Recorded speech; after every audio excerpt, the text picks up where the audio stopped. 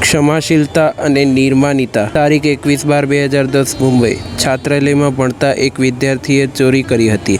મિત્રો સાથે ચોરી કરતા વળી એ પકડાઈ ગયો હોવાથી છાત્રાલયમાં વ્યવસ્થાપકોએ થોડી કડક રીતે એની સાથે વાત કરી હતી। આ પ્રસંગ બન્યા પછી તેઓના પિતાશ્રી સંતો પાસે જઈને ન બોલવાના ઘણા શબ્દો બોલી ગયા હતા, પણ પાછળથી તેઓને પસ્તાવો થયો હતો।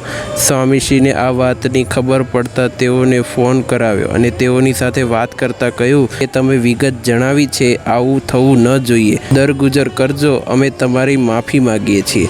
પેલા ભાઈ સ્વામીશ્રીની આવી નિર્માનિતા સાંભળીને ગળગળા થઈ ગયા અને કહે, બાપા તમારે માફી માગવાની ન હોય, હું પાપમાં પડું। આટલું કહીને જે પ્રસંગ બન્યો હતો એ વળી વિગતે તેઓ વાત કરવા લાગ્યા, ત્યારે વચ્ચે સ્વામીશ્રીએ 2-3 વખત તેઓની માફી માગી। ભૂલ કોઈ કરે અને માફી સ્વામીશ્રી માગે, સ્વામીશ્રીની કેવી ક્ષમાશીલતા અને નિર્માનિતા। જય સ્વામિનારાયણ।